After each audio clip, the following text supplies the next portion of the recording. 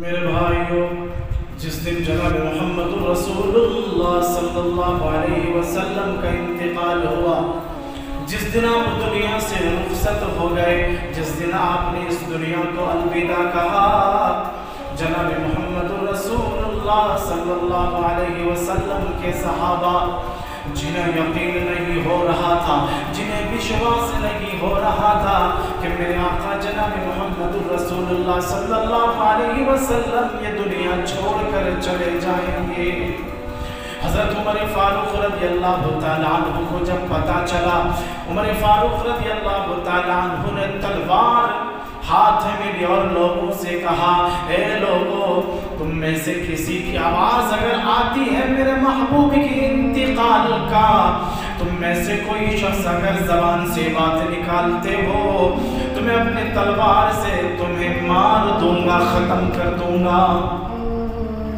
تھوڑی دیر کے بعد سمجھنے سمجھانے کے بعد حضرت ابو بکر صدیق رضی اللہ تعالیٰ عنہ تشریف لاتے ہیں اور قرآن کریم کی آیت تلاوت کرتے ہیں، وَمَا مُحَمَّدٌ إِلَّا رَسُولٌ قَدْ خَلَتْ مِن قَبْلِهِ الرُّسُلُ وَمَا مُحَمَّدٌ إِلَّا رَسُولٌ۔ محمد صلی اللہ علیہ وسلم کی ذات، اے عمر، ایک وہ رسول ہی تھے، وما محمد الا رسول، اے عمر وہ تو ایک رسول ہی تھے، قد خلت من قبلہ الرسل، جیسے اور رسولوں کو اللہ رب العالمین کی ذات نے دنیا میں بھیجا تو ان کو اپنے پاس بلا لیا، اسی طریقے سے جناب محمد رسول اللہ صلی اللہ علیہ وسلم کو اللہ نے اپنے پاس بلا لیا۔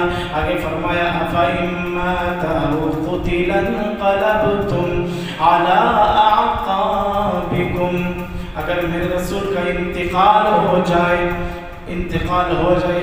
أَفَإِن مَّاتَ أَوْ قُتِلَ انقلبتم عَلَىٰ أَعْقَابِكُمْ، کیا تم میرے رسول کے انتقال کے بعد اپنے اس دین پر واپس لوٹ جاؤ گے؟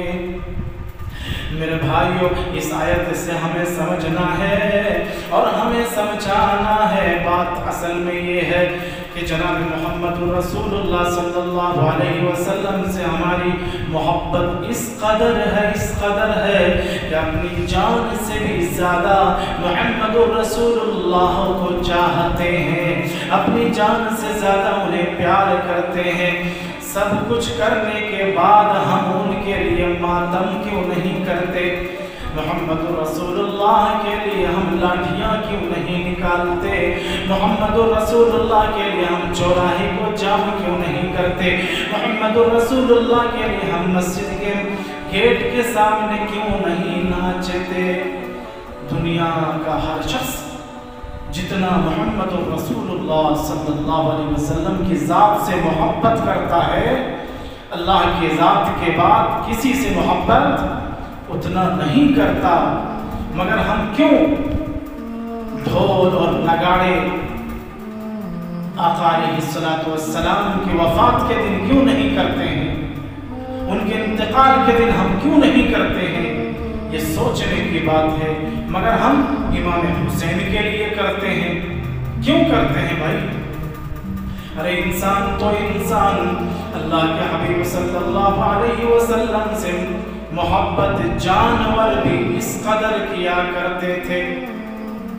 جب مدینے میں آپ کا انتقال ہوا، آپ صلی اللہ علیہ وسلم کا ایک گدھا تھا، وہ گدھا آپ کے انتقال کے بعد مدینے کے گلیوں میں پھرتا تھا، چلا کرتا تھا، دوڑا کرتا تھا، ساتھ ساتھ رویا بھی کرتا تھا۔ 2-4 دن جب آپ کے انتقال کا زمانہ گزرا، وہ گدھا آپ کی محبت کو برداشت نہ کر سکا۔ روایت کے اندر علماء نے لکھا ہے کہ وہ گدھا 3 دن زمانہ آپ کے انتقال کا جب گزر گیا، آپ کو جب وہ دیکھ نہ سکا، آپ کی ملاقات جب نہ ہوئی، تو پھر وہ गधा मदीने के कुएं में आका अलैहिस्सलातु वस्सलाम की मोहब्बत में न देखने की वजह से न दीदार करने की वजह से उस कुएं में कूद कर अपनी जान दे दी। इंसान तो इंसान, मेरे नबी के लिए तो जानवर भी अपनी जान दे दिया करते थे। जैसे ये गधा आका अलैहिस्सलातु वस्सलाम की जब जुदाई हुई, फिराक हुआ, तो इस गधे ने भी अपनी जान कुएं में छलांग लगा कर दे दी। मेरे भाइयों, इतनी मोहब्बत इंसान जैसे उनसे करता है तो जानवर भी मेरे आका से इतनी मोहब्बत किया करते थे। मगर हम आका अलैहिस्सलातु वस्सलाम के लिए ये सब हरकत हम नहीं करते, मगर इमाम हुसैन के लिए करते हैं। हम एक बार तन्हाई में सोचें कि जिस शख्स के लिए, जिस ज़ात के लिए अल्लाह पाक ने इस दुनिया को सजाया, बसाया, रचाया, उस ज़ात के लिए हम नहीं करते, मगर क्यों हम इमाम हुसैन रज़ियल्लाहु ताला अन्हु के लिए इस तरह की हरकतें करते हैं जिससे अल्लाह उसके रसूल नाराज़ हों।